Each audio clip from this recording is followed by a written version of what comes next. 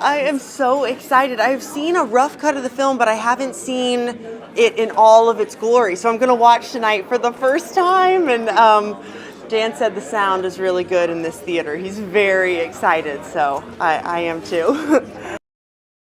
Oh my gosh, it's so special, It's I think, also what Dan has done with this franchise is so fresh and new. And I was such a fan of Prey, and so I'm really happy to be a part of it. And obviously Arnold Schwarzenegger and I have pins from other previous Predator films on my leather jacket tonight. But it's really special, especially with Badlands, because it's a new take on it. The Predator is the protagonist, and you really get to hear the history and the lore of him, and he becomes a character that you're actually rooting for, which has never happened in this franchise before. So I'm happy to be a part of that. Well, I have two parts. I have dual roles, but the one you see mostly on the poster, that's Thia, and she is a Weyland-Yutani synth from the Alien universe, and she is quite fun. This is set in the future, the furthest future we've seen in the Alien world. So she's the most kind of advanced synth that we've seen so far, which means she has very high emotions. They're the most kind of human-like so far that we've seen. So she has a very spunky personality and a lot of emotions and a lot of personality. And then I play another part, Tessa, who's quite different. So I got to do the Lindsay Lohan Parent Trap acting with myself, which is a bucket list for me for sure. There were a lot, probably more than I've ever had before on a film set. There was a lot of training. I mean, what's so amazing about these films is that it's all done practically, pretty much. I mean, of course, there's visual effects, but like when I'm the backpack and I'm with Dimitrius back to back, we are physically hooked up with wires and we're flying through the air together, and we are, there's a wheelbarrow that he pushes me up a hill, and we were really in New Zealand on these amazing set, so things were tangible, but we did have to do training for that. A lot of rigs and action sequences, but I loved that challenge. It is unreal. The crowd outside is pretty crazy. London's been treating me very well. It's my first time here, so yeah, man, I'm excited. I just can't wait for everyone to watch. He is a different kind of predator. He's a bit undersized, kind of considered the runt of the litter. But I think what Dan's done really well with this film is, taking a story that hasn't really been told, predator in a protagonist role as well, and making people root for the predator. That's something that really doesn't happen. The physical challenges, let me tell you, It was physically tough, just being in a prosthetic suit the whole time. You're constantly sweating, had to wear contacts. It blurred my vision, restricted my movement being in it, but I think it all just added a bit more authenticity to the character. That's something that I think the Predator franchise prides itself on, is that they use practical effects, all these 20 years. It's a real person in the suit, it's, I think it just adds that extra element of, realism, and that audiences and fans really enjoy.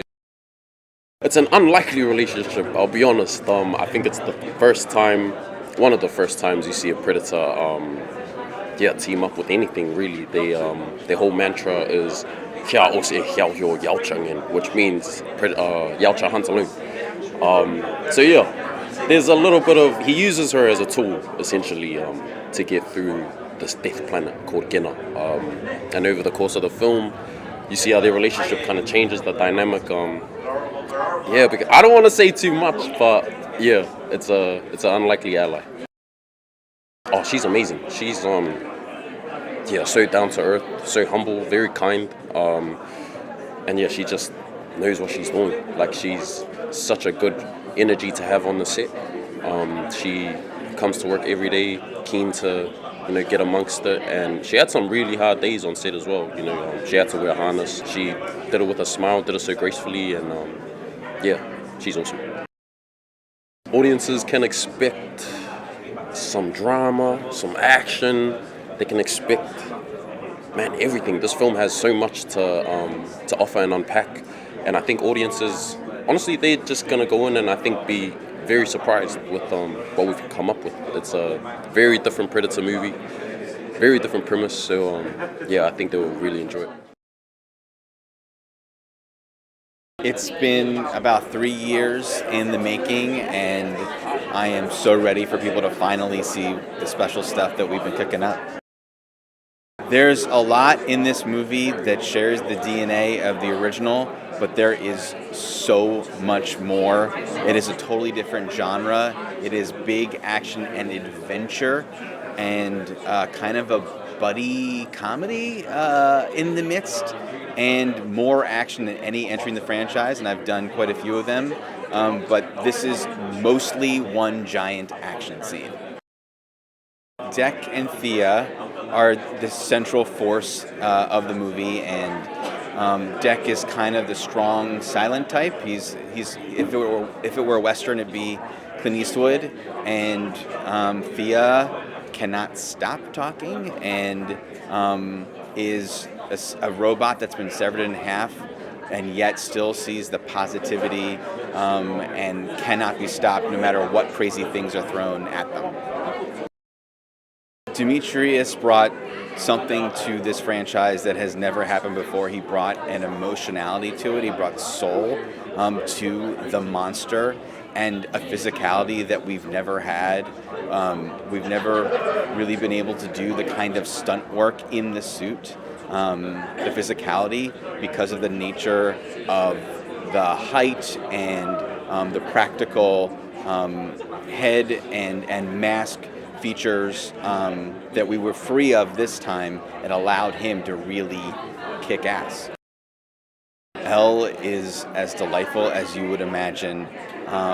Really tremendous performer that had a physicality that I was not expecting. I sensed that she would be charming and funny in the role, but there were a lot of physical demands, and from action sequence standpoint, but also even just things because of the nature of her being this very specific synthetic, severed in half, that you think we would need special effects to accomplish or visual effects to accomplish.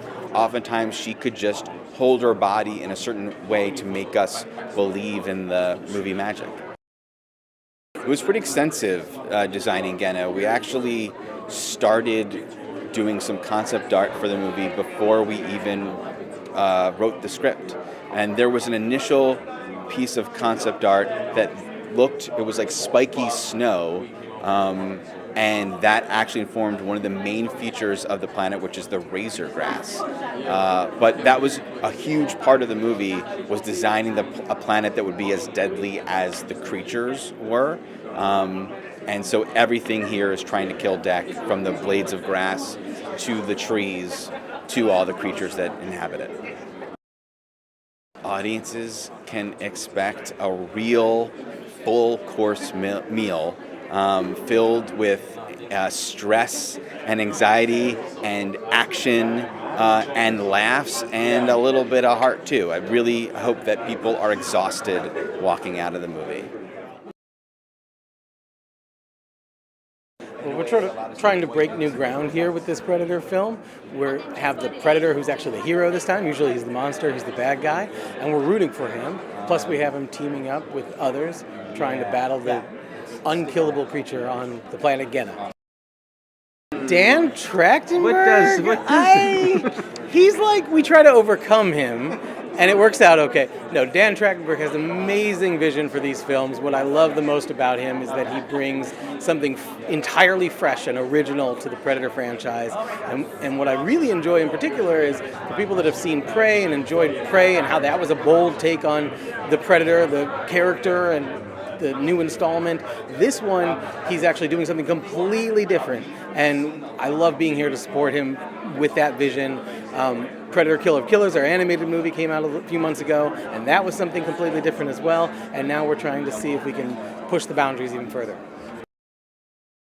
Expanding the mythology of the franchise is a tricky thing because you have different levels of it. You have the movies that have been made, all by different filmmakers. You have the comics, which of course expand the universe beyond everything. And then you have various types of fan fiction and other kinds of sources for mythology. So we try to be inspired by all of it and try to encapsulate either the spirit of it or literally what's come before to sort of push us as far in the future as we've ever seen before and capture a story that's like entirely new and gives us a little taste more of like what the Predator or Yautja culture is without sort of making the movie about that. We still want to follow our hero on a journey, but we like to learn a little bit, and we do learn a little bit here about the Yautja culture as well as tying in a little bit of the Weyland-Yutani Alien franchise.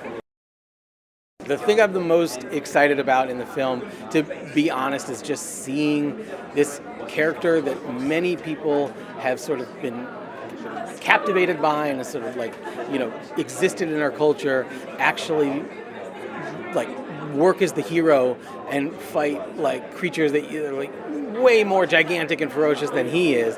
But also, I feel like Elle Fanning is just like shines so bright in the film. Both characters that she plays.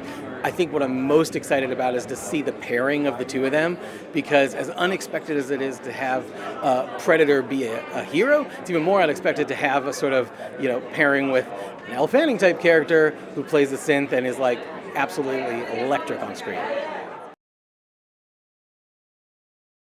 Dan came up with an idea that was so unique. It expounds the boundaries because it just suggests that creativity can just go crazy with it.